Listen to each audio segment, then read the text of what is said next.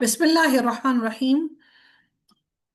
रकू number 13 का आगाज होता है और आखिरी हिस्सा है पारे का। अल्हम्दुलिल्लाह। अल्लाह ताला फरमाते हैं वत्लु अलैहिम नबअ नूहिन इज़ क़ाला लिक़ौमिही या क़ौमी इन काना कबुरा अलैकुम मक़ामी व तज़कीरी या बिआयातिल्लाहि फ़अलल्लाहि तवक्कलतु फ़अजमिऊ अमरकुम व शुरकाअकुम थुम्मा ला यकुन अमरुकुम अलैकुम गुम्मतन थुम्मा क़दू इलैया वला तुनज़िरून। अल्लाह ताला फरमाते हैं उन्हें नूह का किस्सा सुनाइए। ए नबी, उन्हें नूह का किस्सा सुनाइए। अब इस कौम को नूह का किस्सा सुनाइए।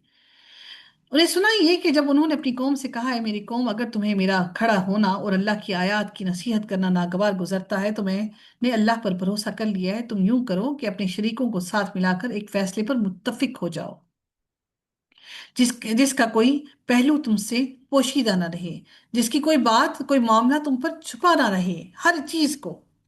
फिर वो जो कुछ मेरे साथ करना करना हो कर गुजरो, जो कुछ तुम करना चाहते हो कर गुजरो, फिर मुझे मोहलत भी ना देना।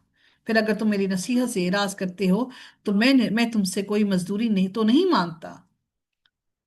जो कि जो मैं तुमसे ऐसी कोई मजदूरी तो नहीं मांगता कि तुम कोई ऐसी उज्जत तो नहीं मांगता कि जो तुम बंद कर दोगे। मेरा अजर तो अल्लाह के जिम्मे है और मुझे यही हुक्म है कि मैं फर्माबरदार बनकर रहूं। मगर उन्होंने नूह को झुटला दिया तो हमने उसे और जो उसके साथ कश्ती में सवार थे बचा लिया और उन्हें उनका जानशीन बना दिया और उन लोगों को गर्क कर दिया जिन्होंने हमारी आयत को झुटलाया था। तो देख लो कि जो लोग डराए गए उनका कैसा अंजाम हुआ। जिनको अल्लाह ने डराया था उनके अवसर फिर अल्लाह ने अंजाम अंजाम उनका क्या किया। फिर नूह के बाद हमने कई रसूल उनकी कौम में भेजे, उनकी कौम की तरफ भेजे, कई रसूलों को भेजा जो वाज़ेह दलाइल लेकर उनके पास आए।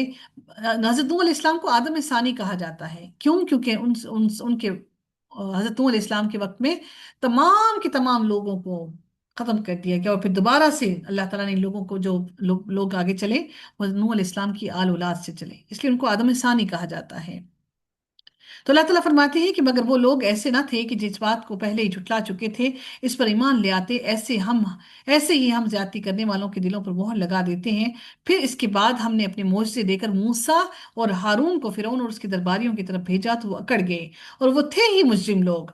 फिर जब उनके पास हमारी तरफ से हक आ गया तो कहने लगे कि ये तो खुल्लम खुल्ला जादू है। मूसा अलैहिस्सलाम ने उनसे कहा जब तुम्हारे पास हक आ गया है तो तुम इसे जादू कहने लगे हो? क्या ये जादू है? हालांकि जादूगर कभी कामयाब नहीं होते, उनकी बात कोई नहीं सुनता। हर किसी के दिल में कोई ना कोई खटक जरूर आ जाती है। अब ये था कि फिरौन के दिल में भी नरमी आ गई थी।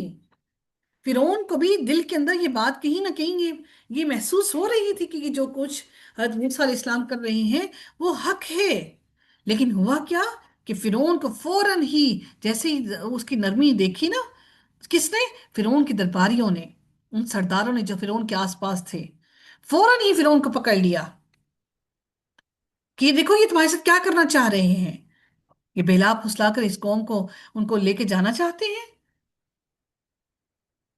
तो मूसा अलैहिस्सलाम ने कहा कि जादूगर तो कभी कामयाब नहीं होते। वो कहने लगे क्या तुम हमारे पास इसलिए आए हो कि हमें इस तरीके से फेर दो जिस पर हमने अपने आबा व अजदाद को पाया है और मुल्क पे तुम दोनों की बड़ाई कायम हो जाए, किन दोनों की, यानी कि तुम दोनों को लोग मोतबर बना ले, हारून अलैहिस्सलाम को और हजरत मूसा अलैहिस्सलाम को, कि तुम लोग यहाँ पर बड़े बन जाओ, तुम लोगों को इज्जत और मर्तबा मिल जाए। हालांकि बनी इसराइल को तो इज्जत और मर्तबा था नहीं क्योंकि वो गुलाम कौम थी और तुम लोग गुलामी से निकलकर एक मर्तबा पालो और हम तुम दोनों के लिए हरगिज ईमान लाने वाले नहीं हैं। और फिरौन ने कहा कि हर माहिर जादूगर को मेरे पास लाओ। तो जब तुम तमाम माहिर जादूगर आ गए तो मूसा ने उनसे कहा जो तुम फेंकने वाले हो फेंको। फिर जब उन्होंने फेंका तो मूसा ने कहा तुम जो कुछ लाए हो वो जादू है, यकीनन अल्लाह ताला जल्द ही इसे बातिल कर देगा। बिलाशुबा अल्लाह ताला फसाद बर्पा करने वालों के काम दुरुस्त नहीं करता और अल्लाह ताला अपनी बातों से हक को हक कर देता है। खा मुजरिम उसको बुरा ही समझे फिर भी मेरा रब उसको हक को जाहिर कर देता है, चाहे मुजरिमों को वो बात कितनी ही बुरी क्यों ना लगे। अच्छा, मैं और आप क्या चाहते हैं कि जो बात है ना हम अपने आप को क्लियर कर लें। हम अपने आप को खुद क्लियर करना चाहते हैं, अल्लाह ताला पर कोई बात छोड़ना नहीं चाहते। वो मामलात को अल्लाह के हवाले भी करके देखें। موسیٰ علیہ السلام پر اس کی قوم کے چند نوجوانوں کے سوا کوئی بھی ایمان نہ لایا۔ انہیں یہ خطرہ تھا کہ کہیں فرعون اور اس کے درباری انہیں کسی مصیبت میں نہ ڈال دیں۔ اور فرعون تو ملک میں بہت بڑا غلبہ رکھتا تھا اور وہ حد سے بڑھ جانے والوں میں سے تھا۔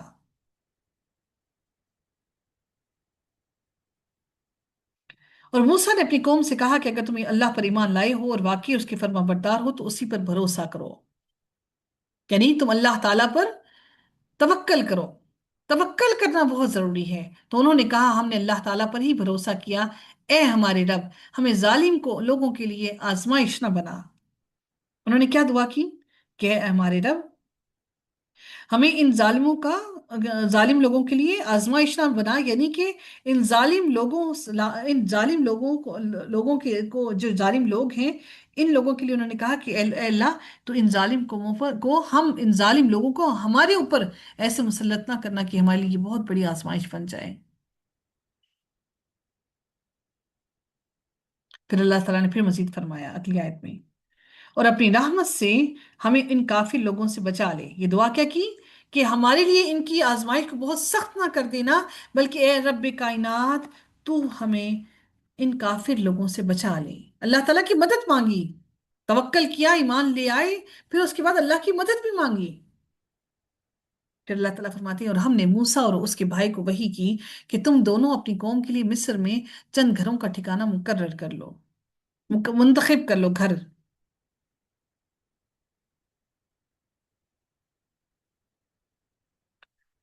اور ان گھروں کو قبلہ بنا کر نماز قائم کرو۔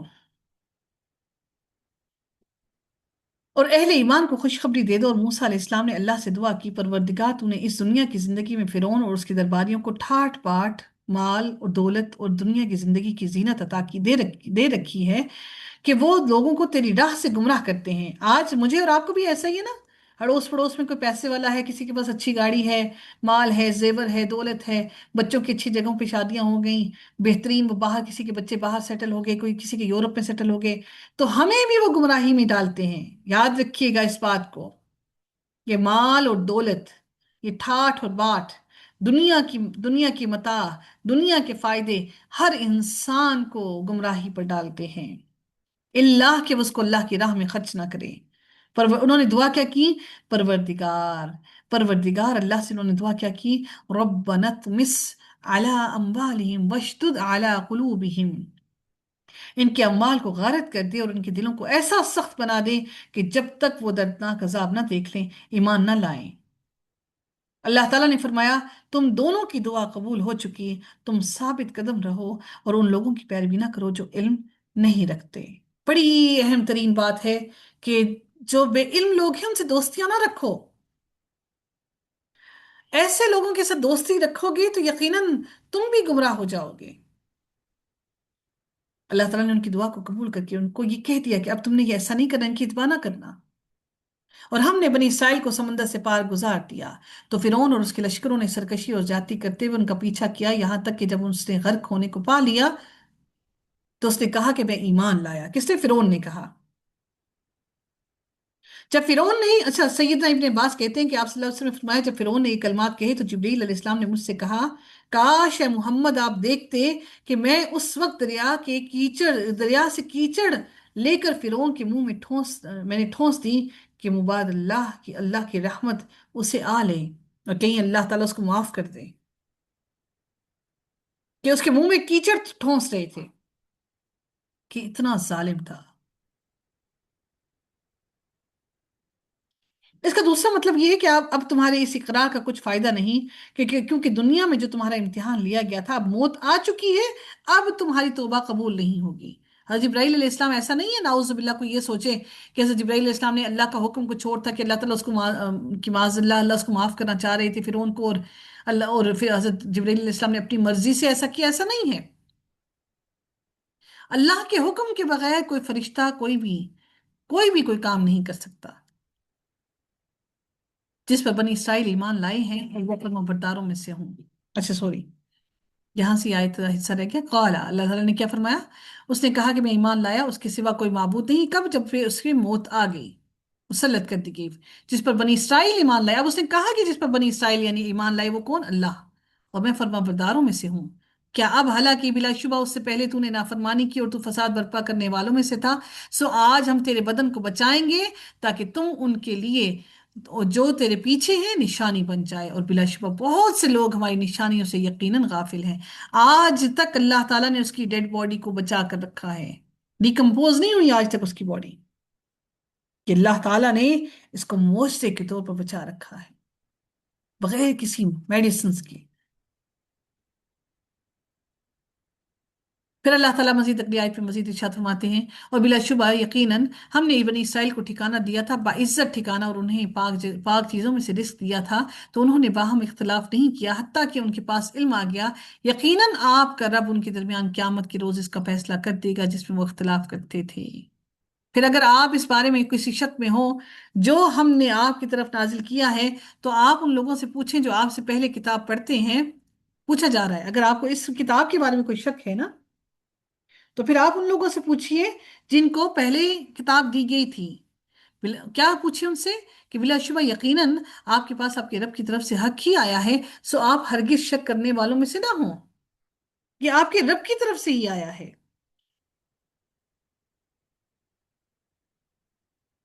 پھر اللہ تعالیٰ نے فرمایا، اور آپ ہرگز ان لوگوں میں سے نہ ہونا جنہوں نے اللہ کی آیات کو جھٹلا دیا، ورنہ آپ خسارہ پانے والوں میں سے ہو جائیں گے۔ پھر رب کائنات نے مزید فرمایا، یقیناً جن لوگوں پر آپ کے رب کی بات ثابت ہو گئی وہ ایمان نہیں لائیں گے، اگرچہ ان کے پاس ہر نشانی آ جائے، یہاں تک کہ وہ دردناک عذاب کو اپنی آنکھوں سے بھی دیکھ لیں، تب بھی ایمان نہیں لائیں گے۔ سو کیوں نہ کوئی بستی ایسی ہوئی کہ ایمان لائی ہو، پھر اس کے ایمان نے اسے نفع دیا ہو، یونس کی قوم کے سوا، کہ جب وہ ایمان لائے تو ہم نے اس دنیا کی زندگی میں ان سے رسوائی کا عذاب ہٹا دیا اور انہیں ایک وقت تک کے لیے سامان زندگی دے دیا۔ اب یہ حضرت یونس علیہ السلام کی جو علاقہ تھا نا، وہ نینوا کا تھا، نینوا۔ سیدنا یونس علیہ السلام کا ذکر یہاں پہلی دفعہ آیا ہے، اور غالباً اسی وجہ سے سورت کا نام سورہ یونس رکھا گیا۔ البتہ آگے تین مقامات پر جس میں سورہ انبیاء میں، سورہ صافات میں اور سورہ قلم میں حضرت یونس علیہ السلام کا ذکر ہے، لیکن یہاں تک پہلی دفعہ قرآن میں ان کا ذکر آیا ہے۔ آپ تقریباً 800 قبل مسیح اہل نینوا کی طرف مبعوث ہوئے۔ نینوا اس زمانے میں دریائے دجلہ کے کنارے ایک بہت بڑا بارونق شہر تھا۔ اس شہر کے کھنڈات موجودہ شہر موصل یعنی کہ عراق کے بالکل مقابل میں وہاں پر پائے جاتے ہیں۔ یہی جو علاقہ تھا حضرت یونس علیہ السلام کا علاقہ تھا، اور اس کی کھنڈرات سے یہ اندازہ ہوتا ہے کہ یہ شہر تقریباً 60 مربع میل میں پھیلا ہوا ہے۔ حضرت یونس علیہ السلام کا فرار ہو جانا اور عذاب کا ٹل جانا، آشوری لوگ بھی بت پرست تھے، یہ جو علاقے کے لوگ تھے وہ بھی بت پرست تھے۔ سیدنا یونس علیہ السلام نے 7 سال تک انہیں تبلیغ کی اور اللہ کا پیغام پہنچایا، مگر ان پر کچھ بھی اثر نہ ہوا، اور اپنے نبی کو جھٹلاتے رہے اور ان کی مخالفت کرتے رہے، ہٹ دھرم تھے، ان کو تکلیف دیتے رہے۔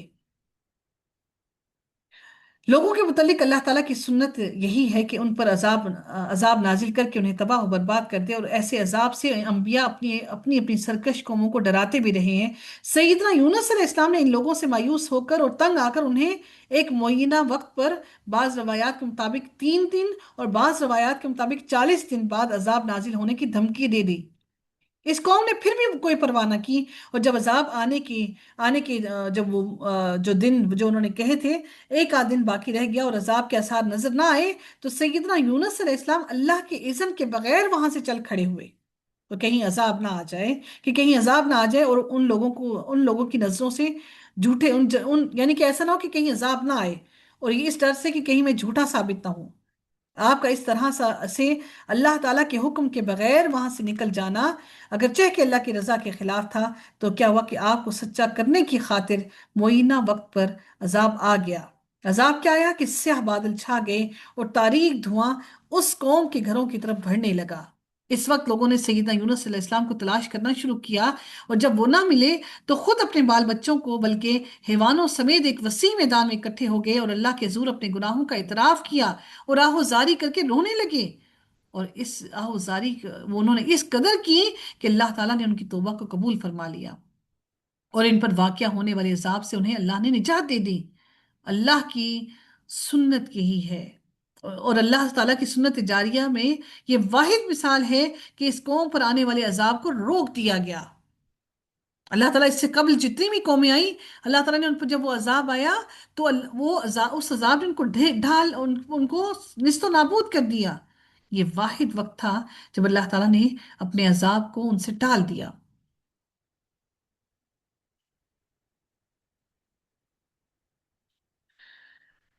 अल्लाह अकबर।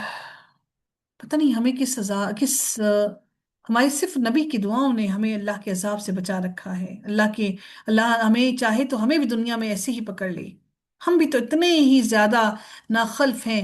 हम भी तो अल्लाह ताला के इतने ज्यादा अहकाम की हुक्म अदूली करते हैं।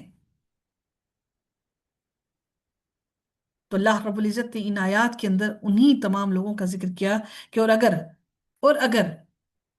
अल्लाह ताला फरमाते हैं कि वला शाअ रब्बुका, और अगर आपका रब चाहता तो जो जमीन में है सब इकट्ठे जरूर ईमान लाते। तो क्या आप लोगों को मजबूर करेंगे यहाँ तक कि वो सब मोमिन हो जाएं? और किसी इंसान के लिए मुमकिन नहीं कि वो ईमान लाए मगर अल्लाह ताला के इज़्न से। और वो उस उन पर गंदगी डाल देता है जो लोग नहीं समझते। कह दो कह दो कि देखो आसमानों और जमीन में क्या क्या कुछ है, और निशानियां और डराने वाली चीजें उनके काम नहीं आती जो ईमान नहीं लाते। तो वो इंतजार नहीं करते सिवाय उन लोगों के जिस जैसे दिनों का जो उन उन लोगों से पहले गुजर चुके हैं। आप कह दें बस तुम भी इंतजार करो, बिलाशुबा मैं भी तुम्हारे साथ इंतजार करने वालों में से हूँ। यहाँ ये सवाल पैदा होता है कि आखिर इस कौम से जो इस्तिस्ना किया गया कि वो क्यों इनके साथ ये हुआ कि अ, उनसे अजाब को क्यों टाला गया। दर हकीकत सईद यूनुस अलैहिस्सलाम अल्लाह ताला के हुक्म के बगैर ही नहीं छोड़ कर चले गए, और अभी इन पर तमाम हुज्जत जो थी वो जो पूरा वक्त उनको दिया गया था वो पूरा नहीं हुआ था। और फिर उन्होंने अल्लाह ताला के सामने अब अल्लाह ताला के सामने खूब गिड़गिड़ा कर दुआ की। अब नबी नहीं थे। अल्लाह ताला ने जब किसी कौम पर अजाब नाजिल किया, जब भी नाजिल किया तो उस कौम के अंदर नबी मौजूद होते थे। और फिर अल्लाह ताला उस नबी को और उसके अहल को उस अजाब से महफूज कर लेते थे, बचा लेते थे। लेकिन ये वाहिद मामला ऐसा हुआ था कि जब इनके दरमियान इस कौम पर अजाब आया तो उस वक्त नबी उनके दरमियान मौजूद नहीं थे। अब नबी अकरम सल्लल्लाहु अलैहि वसल्लम की इंतहाई ख्वाहिश थी कि सारे लोग ईमान ले आएं। और अगर अल्लाह चाहता तो ऐसा भी कर सकता था, मगर ये अल्लाह की मशीयत के खिलाफ है। अल्लाह की मशीयत ये है कि जो लोग ईमान लाएं वो तमाम के तमाम लोग वो अल्लाह ताला की तरफ खालिस होकर ईमान लाएं। और जो लोग ईमान वाले होते हैं उनको अल्लाह की आजमाइश उनके ईमान में मजीद बढ़ा देती है, और जो ईमान वाले नहीं होते उनको ईमान से मजीद कमजोर कर देती है। अल्लाह ताला से दुआ है कि रब्बे कायनात हमें किसी भी बड़ी आजमाइश में मुब्तला ना करे। फिर हम अपने रसूलों को और उन लोगों को जो ईमान लाए निजात देते हैं। इसी तरह हम पर हक है कि हम मोमिनों को निजात दें। कह दो कि "ऐ लोगो, अगर तुम मेरे दीन के बारे में किसी शक में हो तो मैं उनकी इबादत नहीं करता अल्लाह ताला के सिवा जिसकी तुम इबादत करते हो, लेकिन मैं इस अल्लाह ताला की इबादत करता हूँ जो तुम्हें मौत देता है और मुझे हुक्म देता है कि मैं ईमान लाने वालों में से हो जाऊं। और ये कि अपने चेहरों को यकसू होकर उसी के दीन की तरफ सीधा रखो। सुबहान अल्लाह। क्या मेरा और आपका चेहरा सीधा अल्लाह के रास्ते की तरफ है? और मुश्रिकों में से हरगिज ना हो जाना। और आप अल्लाह ताला के मां सिवा ना किसी को पुकारें जो ना आपको नफा दे सकते हैं और ना ही आपको नुकसान दे सकते हैं। फिर अगर आपने ऐसा किया तो यकीनन आप जालिमों में से हो जाएंगे। और अगर अल्लाह ताला आपको कोई नुकसान पहुंचाए तो इसके सिवा इसे दूर करने वाला कोई नहीं। और अगर वो आपसे किसी भलाई का इरादा करे तो इसके फजल को हटाने वाला कोई नहीं। वो अपने बंदों में से जिसे चाहता है फजल पहुंचा देता है। वो बेहद बख्शने वाला रिहायत रहम करने वाला है। ए नबी आप कह दें, ए लोगो बिलाशुबा तुम्हारे रब की तरफ से तुम्हारे पास हक आ गया है। तो जिसने हदायत को अपनाया वो बिलाशुबा अपने ही लिए हदायत को अपनाता है, और जो गुमराह हुआ तो यकीनन वो अपने नफ्स के खिलाफ ही गुमराह होता है। जो भी हदायत पाता अपने लिए ही हदायत पाता, और मैं तुम्हारे ऊपर कोई निगरान नहीं हूं।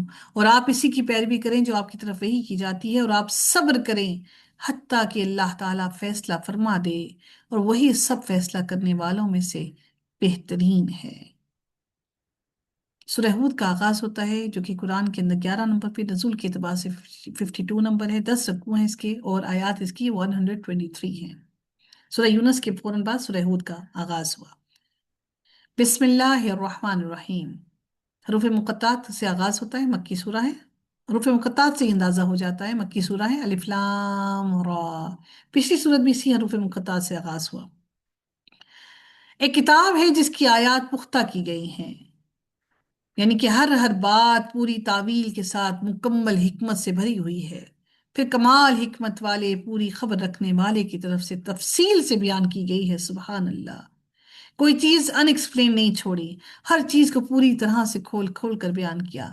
ये कि तुम अल्लाह ताला के सिवा किसी की इबादत ना करो, बिलाशुबा मैं इसकी तरफ से एक डराने वाला और खुशखबरी देने वाला हूँ। और ये कि अपने रब से बख्शिश मांगो, फिर उसी की तरफ पलट आओ, फिर उसी की तरफ पलट आओ, तो वो तुम्हें एक मुकर्ररा वक्त तक बेहतरीन सामान जिंदगी देगा और हर ज्यादा अमल करने वाले को उसका ज्यादा सवाब देगा। और अगर तुम फिर गए तो यकीनन मैं तुम पर एक बड़े दिन के अजाब से डरता हूँ। अल्लाह ताला ही की तरफ तुम्हारा लौटना है और वो हर चीज पर पूरी कुदरत रखने वाला है। सुन लो, अला सुन लो, इन्नहुम यथनूना, वो अपने सीनों को बिलाशुबा मोड़ते हैं ताकि उससे छुप जाएं। सुन लो, जब वो अपने कपड़ों को अच्छी तरह ओढ़ते हैं, वो जानता है जो वो छुपाते हैं और जो वो जाहिर करते हैं। बेशक वो सीनों वाली बात को भी खूब जानने वाला है। बेशक मेरा रब हमारे दिल की हर हर बात से, हमारे दिल में उठने वाले हर हर वसवसे से वाकिफ है। सुबहान अल्लाह, मेरे रब की कुदरत, मेरे रब की शान कि मेरा रब हमारे वसवसे जो हमारे दिलों में उठते हैं, मेरा रब उन वसवसों पर हमारी पकड़ नहीं करता। उन वसवसों को अल्लाह ताला, मेरा रब हमारे हमारे उन वसवसों को हमारे गुनाहों में शामिल नहीं करता। कुर्बान जाए अपने रब की रहमत पे। अल्लाह ताला से दुआ है कि रब कायनात हमें अमल सॉलिह करने की तौफीक अता फरमाए, हमारे हर हर अमल को कबूल फरमा ले, हमारी इबादतों नमाजों में खुशू और खुशू पैदा कर ले। अल्लाह ताला हमें अव्वल तरीन वक्त में इबादत करने की तौफीक अता फरमाए। व आखिर दावाना अल्हम्दुलिल्लाहि रब्बिल आलमीन। सल्लल्लाहु तआला अला खैरिही खल्किही अजमाइन बिरहमतिका या अरहमर राहिमीन। सुब्हानक अल्लाहुम्मा व बिहम्दिका नशहदु अल्ला इलाहा इल्ला अंता नस्तगफिरुका व नतूबु इलैक। अस्सलामु अलैकुम व रहमतुल्लाहि व बरकातुहू।